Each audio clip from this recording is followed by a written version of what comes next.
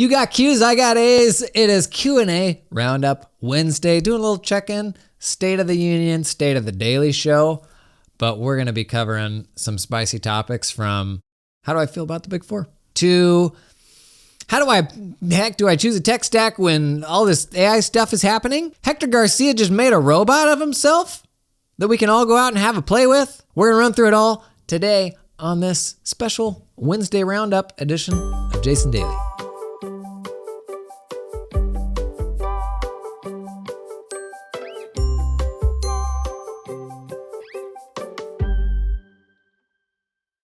Okay, can we all just take a moment? Check in on the state of the show here. Why do you all keep coming back every day? I'm like, this show has far exceeded my expectations. You know what I think it is? I think it is a great example of the value of like doubling down on the people you're most connected with. So if you got 100 clients out there, but you got 10 that you love, you jive well with, is there something else you can do to like enable those 10 clients or to go deeper with them? And that was part of what excited me about the whole idea of this show is like the folks I best connect with, what would it mean to just do more with them? And connecting more of those people too. Like we've got all sorts of stuff going on in the comments every day now. And that's just been a lot of fun. This thing, like it's first 30 days, we're at almost as much watch time in the last 30 days as there was on my main YouTube channel, which was like working on that for like 2 or 3 years, invested outrageous amounts of time and money into that. So thanks y'all for being here. If you're still getting value out of this, that's awesome. Tell a friend. I don't know. Y'all have been like talking about this online and stuff. And I think that's how most people are finding it. So super appreciate that. I never like totally expected this thing to actually be a daily show, which I realize now is unclear given the name. I just thought it'd be more frequent than like the main channel videos where I posted like once a week. This may not forever be like an every single day sort of thing. It's just more like unstructured, more frequent than the other stuff. But here we are, and I'm having a blast, and that's why I'm still doing it every single day. And people are like, how are you're gonna have something to talk about every single day? I'm not gonna lie to you. I got like 10 solid discussion things I want to cover for like future episodes. But then in the meantime, there's always new stuff that comes up, like Canopy's release yesterday, stuff like that.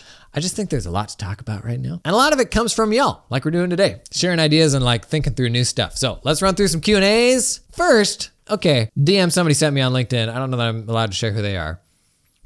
They said, I started putting out the smallest bit of content on Facebook for my new firm and oh my God, I had to Google what the word serendipity meant when you first said it, and now I'm starting to live it. Hopefully I'll be able to go full-time soon. You kidding me? You stop that. How exciting is that? It's true. You got to start putting yourself out there online. You know, there's like a shocking percentage of people who are here who are just lurking. Stop it. Leave your first comment below, you weirdo. Stop lurking and be part of the club. We're all going to get a little better together. Okay, question from Herman. Kind of a question. He said, another thought. How will AI enhance integration platforms like Zapier or Make? If you have a trigger that can reason and decide actions based on learned context and not just like very narrow scenarios. So this is referring back to the episode we did on Monday, 20, which, can I say, was an absolute banger. If you haven't heard that one yet, go back and listen about how kind of context is like the currency of the future. Gosh, you ever say something and then you just think, gosh, you sound like such a nerd saying that. But it's a good point. So he's talking kind of about AI agents who can sort of go out and perform their own functions. And ultimately, the most useful AI agents will be those that can perform functions based on instructions that you've already provided. So if you have a clear SOP that you've developed for doing a certain thing, when we get AI agents that we can use ourselves, which we kind of already have in very basic versions, the firms who have well-documented procedures, they're going to win out because just like human users can follow those procedures, AI agents can also follow those, arguably in a much more granular way because they can also go out and like look up all the help documentation to do those things and all the stuff that our human lazy butts are just too lazy to do. But where does that leave like Zapier, for example? And I'll be honest, I replied to you initially on this question, Herman, and I've waffled back and forth several times on that. What I don't know is if AI's ability to do this replaces Zapier Because the future of custom automations is just semantically describing what you want to happen. Like that's just where we're headed. We'll probably have that by the end of the year. So for example, let's say I've got a new client form on my website, and that's an Airtable form. And I want to create a Zap to email myself every time somebody completes that new client form, or post a message to a Slack group channel or something like that. And so that's my Zap. It's a trigger that a form's been completed, and then an action to send me an email or send a Slack message. I can go to AI and say, in fact, you can even try this in ChatGPT right now, and it does it. Create an API call to send me an email every single time that this form gets completed in Airtable. It can see all the API documentation out there and work out how to do all of that.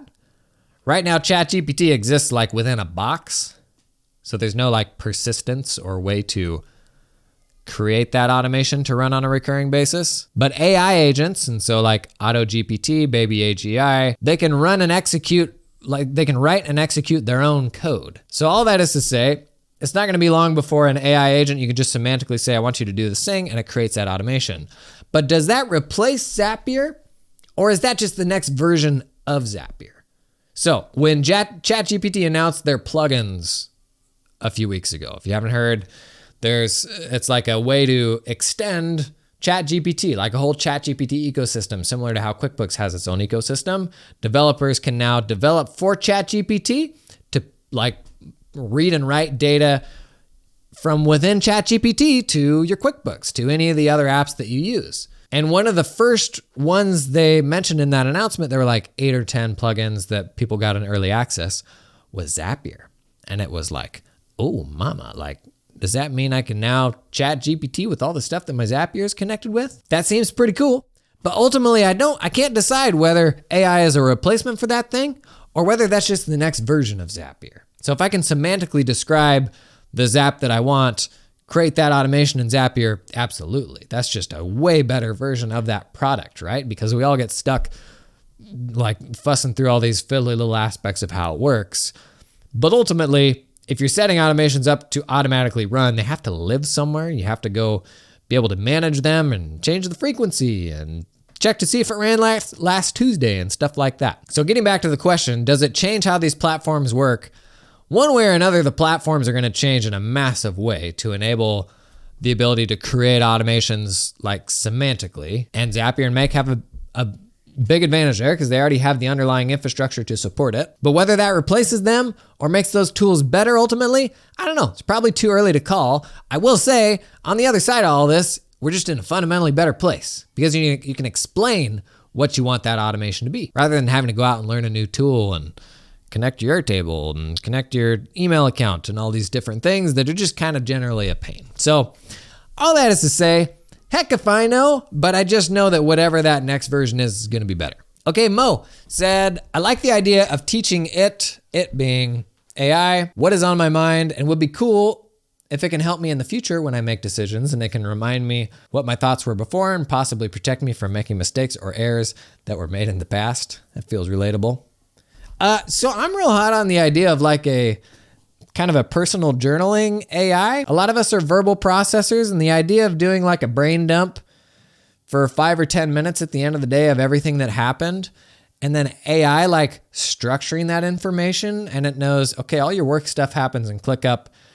Based on everything you just told me, here's some to-dos that probably ought to get parked into ClickUp. This seems like a personal thing. You manage your personal stuff in Notion.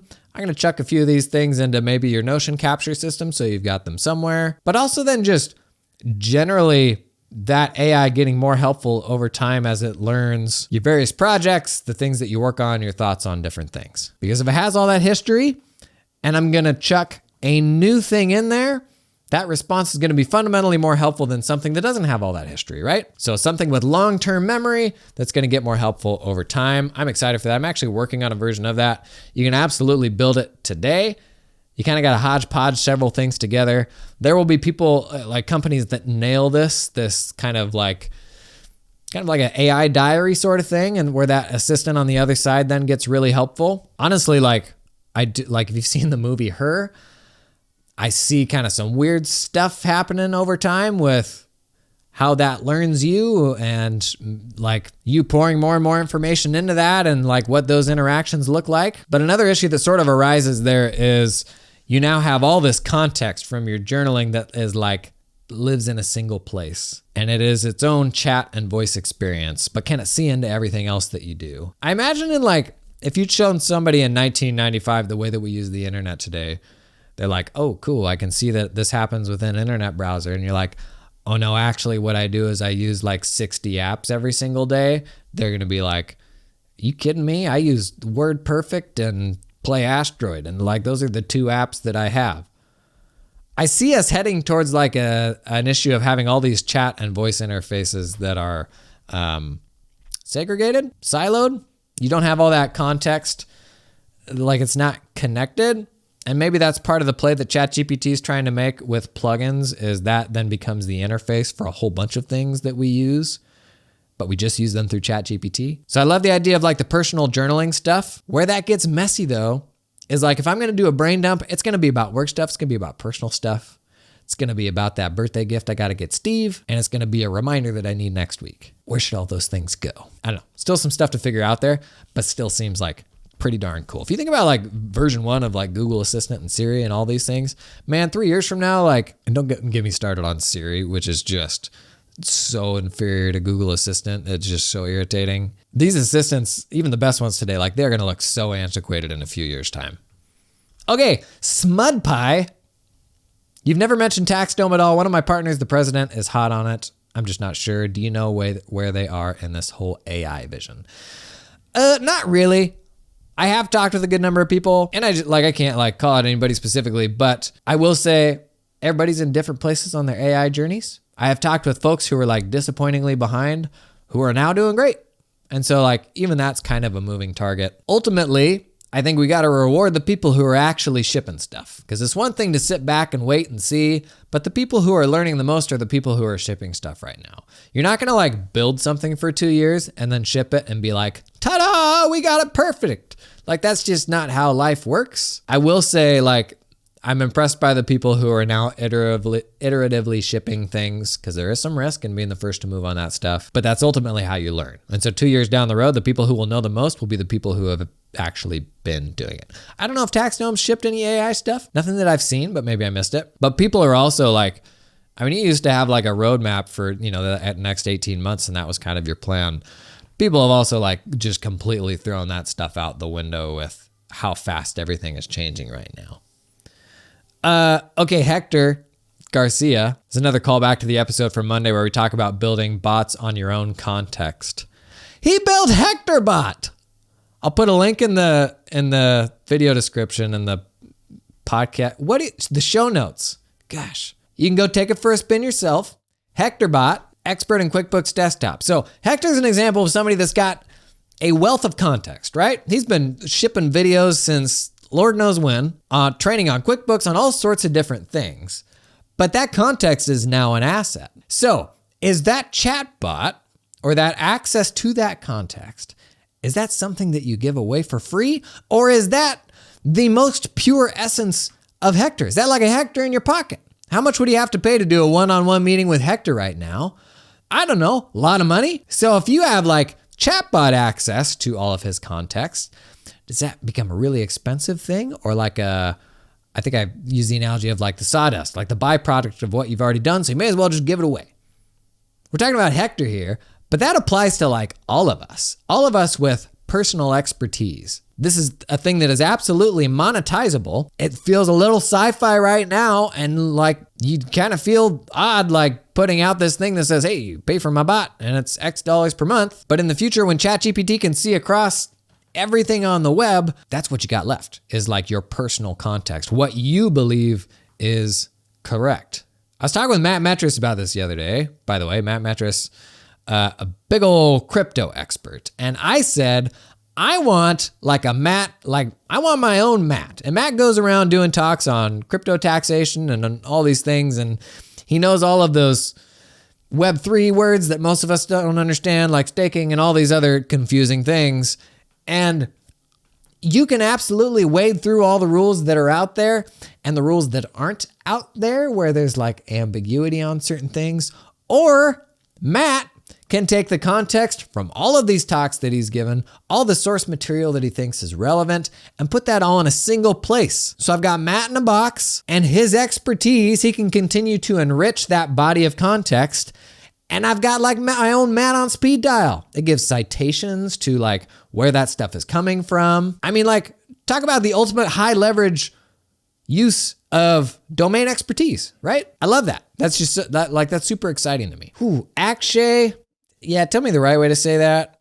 It says, curious to see the tech platforms that can best leverage, Advisor in the Loop. See that as a massive opportunity that can combine the best of AI with what we do as accountants. Absolutely. So you got something like ChatGPT right now, but let's say you strap that to a QuickBooks file and your client can just go ham talking with the QuickBooks file all day long. If you put a tool like that in front of accountants and attach that to, say, a month-end financial statement delivery or a tax return, the pro's probably not just going to let the client go wild and ask a whole bunch of questions without being able to like validate that those answers are correct. But man, clients would absolutely love that. Imagine being able to just have a ChatGPT that could see a tax return and they could sit there and ask questions of it all day long. Why is box this? Why is box 14 this? Like this number isn't anywhere in my information. Oh, it's actually a combination of XYZ. You can look on page this and that. I think clients would love that because they wouldn't be afraid to ask dumb questions. They wouldn't be afraid of asking the accountant a bunch of questions and bothering them and possibly racking up a bigger bill. It would be awesome. But for an advisor, that's like, there's an aspect of liability there that maybe we aren't excited to get on board with when the AI hallucinates. So you're probably not just going to send them like, cut them totally loose to go do all that stuff willy-nilly on their own. But where I think there is a cool opportunity, and like to be clear, I wouldn't be surprised if that thing already existed. A tool where you can upload your tax return and then you can talk with it like a consumer-facing tool. Or upload a set of financials, or connect your QuickBooks and then talk with your QuickBooks. In fact, Genius Sheets has already got the talk with your QuickBooks thing. But ultimately, how can you marry like the expertise of an advisor and like the accountability of the advisor with a chat experience like that? It's some hybrid of asking the accountant and like this kind of solo chat experience. So for me, that looks like something that is like the accountant has control over like the level of confidence the AI has to have to just give a response. So let's say the AI is 90% sure. Great. You can go ahead and just reply to the client immediately. I can still see a log of those conversations, but if it's anything below that, maybe I need to get pulled in. But then when you get, notified that, hey, can you come help answer this question of the client? The AI can then fetch all the information it thinks I need to be able to answer the question. Maybe even suggest an answer and say, does this look right according to all of this information?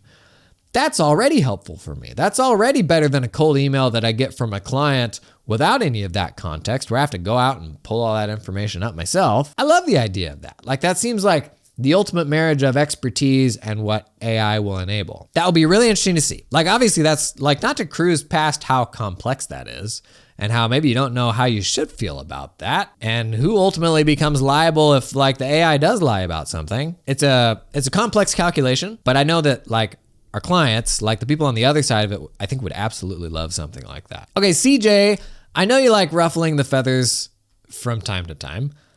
Pasha, can I make a request for a problem with the Big Four / live firm environment video? Okay, well, your question's literally not a question. It's already saying how you feel about it. So I'm not sure how that much of that is a question for me. Problem with Big Four. I'm probably not the best person to ask about Big Four things.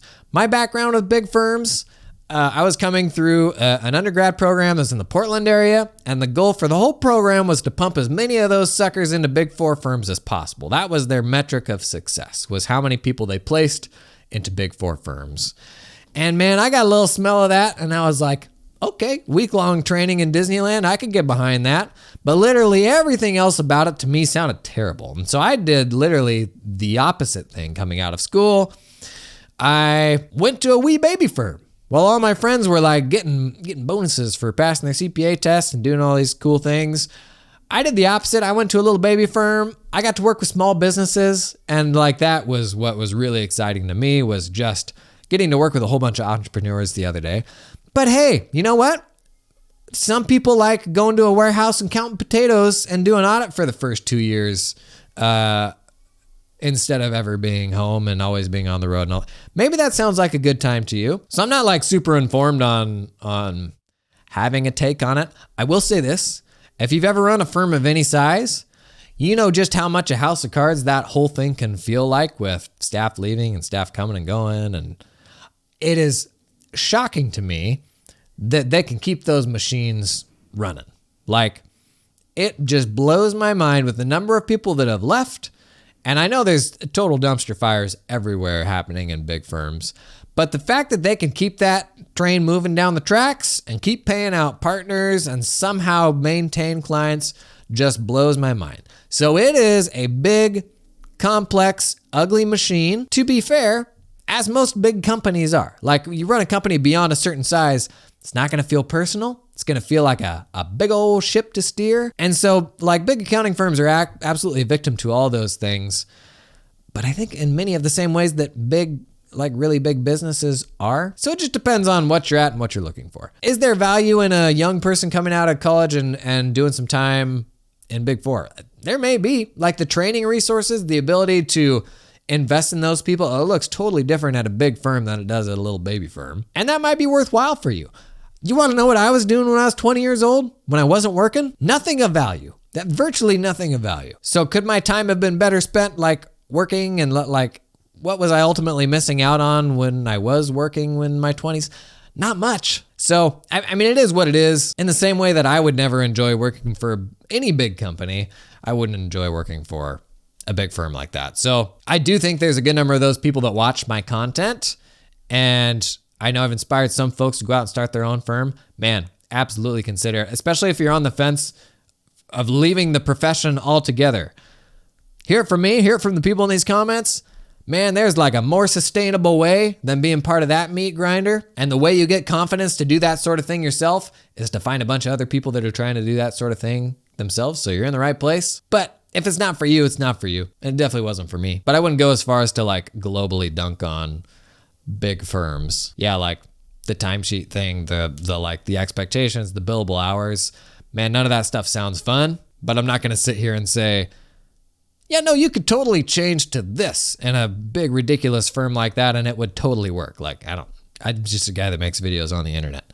Carlos Garcia said, improv is the best medicine for everyone. Oh man, there's so many transferable skills and mindset shifts improv can help you make in your personal and professional lives. 1, losing the fear of the unknown and just showing up. 2, improving listening skills and being more present in the moment. 3, the yes and concept. 4, not being afraid to fail and learning from mistakes. I've done improv twice this week. I'm having so much fun in improv. I shared that I was doing like some 101 classes. Everything in your life, I've learned, is calculated. And that's what everybody in your life tells you. Think before you speak. Everything that we do is very polished and calculated, and improv is the opposite. Like, it is just trying to break that part of your brain, because if you think, it just doesn't work. Your brain just like stops. And it's terrifying for me. It's like to get up on stage and think, okay, I'm going to turn my brain off and whatever's going to happen is going to happen. Man, whew, like that'll put the fear of God in you, but that's why I love it. And that's why I'm just having so much fun with it. It's like a drug right now. I will say this last Sunday, I've been having problems with my neck. I got like a pinched nerve sort of thing going on. And I was doing improv Sunday night. At the time, I was a pirate, and somebody said I was a pirate with long hair. Went to do a hair flip, and I just jacked my neck up on a whole other level. So that's complicated things in the last few days, but I wouldn't go as far as to say it's improv's fault. A couple more questions here. Would you rather fully commit to a dedicated practice management platform or try to continue to custom build a solution with integrations? For example, between ClickUp and Content Snare, I just have the feeling you've walked both paths already. Ain't that the truth? So actually in my firm, I had my cast practice on ClickUp. We had just moved the tax practice to Canopy. And I always give the disclaimer, like, There's not an absolute right answer on the tools that you use. It is very firm specific. And historically, I've always been an integrations guy. I want best of breed, and I'm going to integrate those best of breed things. But if you heard yesterday's show, man, that's might be going out of style with AI stuff. So the question of would I fully commit to a dedicated PM platform or try to cobble together different things? If I had to decide today, I would be investing in an all-in-one PM platform that was leaning into AI and that was going to pull my documents, my projects, my transcripts, all that stuff into the same system that I'm emailing out of. I think that's where we're headed on things. That being said, it's never going to completely replace the value of these sort of surrounding tools. That's just how innovation happens. So ultimately, it will not remove these things altogether, but the value of having them in one place has never been more. If you're already sailing in a direction where these things are separate systems, I don't know that we're far enough along to know exactly what the right answer is, because even if you were 100% decided that the answer is to go to an all-in-one PM that will do this stuff well, who's going to do that best right now? Is it one of the incumbent companies? Canopy just shipped something great? What's Carbon going to do? Is it one of the existing companies, or is it one that isn't even out there yet? Is it one that's going to come of age in AI and ship an AI first solution? Is that ultimately going to be best? I don't know. So it's like, I think too early to put your finger on like, okay, here's the ultimate better solution. Let's make the jump now. The only thing to be mindful of right now is building organizational history in a system that won't let you get that information out. And there aren't many of those anymore. The desktop systems were awful about that. You like all of your organizational data in there is all in this proprietary format that they won't give it back to you. But like if you're in ClickUp or Notion, it's not hard to export any of that stuff. So the only thing that could backfire on you today is if like you're pouring organizational history into something where you're never going to be able to get it back out of that. But there aren't many systems like that anymore. Would you recommend Content Snare for the client to approve a draft payroll? Is another question. Somebody that sent me a DM. Generally, if you send me a DM, I won't share your name because I don't know if I have permission to. So would you use something like Content Snares? Content Snare is a request system to approve a draft payroll, or keep that kind of approval as simple as possible, like just an email. They said, difficult to find the balance between controlling the whole process and still ensuring a simple and good client experience. In my opinion, I'm going to be really explicit about how any type of requests are managed versus how the human squishy stuff is managed. And for me, a request of any type always needs to go through the same platform, and that is a machine that is doing the requesting and a machine that is doing the auto follow-ups. I think anytime you deviate from that, it creates complexity and kind of expectations and gets humans to doing requesting and doing follow-ups, so that, which I think is something you want to fundamentally avoid. Let the machines do that. The humans will stage the requests, but as soon as you have humans emailing other humans asking for things, I think it kind of sours that advisory relationship and makes those interactions more about just doing the thing rather than adding value. So in my opinion, I would use a request system for even something like approving payroll. All right, last one. Matt Bontrager? I'm sorry. Says, please help. Tax prep communications were such an issue this year, keeping clients in the know. They use TaxDome for messaging, but how do you keep it personable? How do you keep it personable, but yet scalable so clients don't hate it? So the age-old balance of the personal touch versus automated messaging, I guess this kind of ties in with the last question. It is hard, and it's going to continue to get harder as the stuff we use automates better, and like frankly, as suggested emails get even better and better and like will almost reply themselves without any sort of human tinkering. But where I draw the line, it's pretty much the same thing I said in the last answer.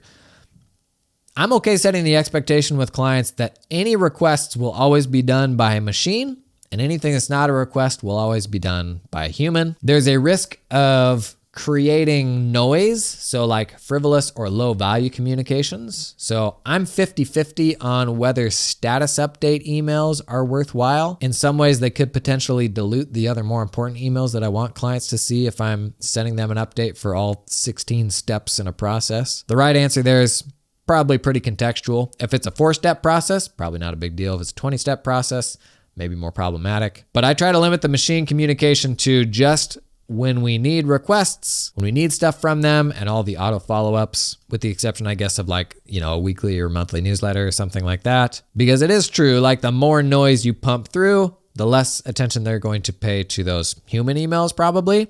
And there needs to be a really clear expectation of what's one and what's the other. So the expectation I'm perfectly happy setting is anytime I need something, a machine's going to be following up, and it's going to keep following up and pestering you until you give it to me. Anytime I want to have another conversation that is not around simply gathering information, that's going to come from me. Other smart things I've heard from people, anytime you're starting or ending a project, do it with a human touch. Seems smart to me. So have a human kick things off, have a human kind of put a bow on things and finish off a project. That makes sense. But that is admittedly a hard thing to balance. Taxdome especially, like there's such flexibility and automating around each step of the process. It could become easy to like get into like overkill on the amount of comms that go out. But you just got to set some sort of expectation with clients. Like, what are the boundaries for machine generated emails? That should be explicit. And the most logical place for me to set those boundaries is just around requests. What do y'all think? If you have other thoughts on that, drop a comment. As always, I appreciate y'all for coming and hanging. Drop questions you got in the comments, shoot me DMs, whatever's the easiest way for you to get that to me. I'll get more questions than I can keep up with day to day. So maybe we'll just dedicate Wednesdays to like a Q&A roundup or something.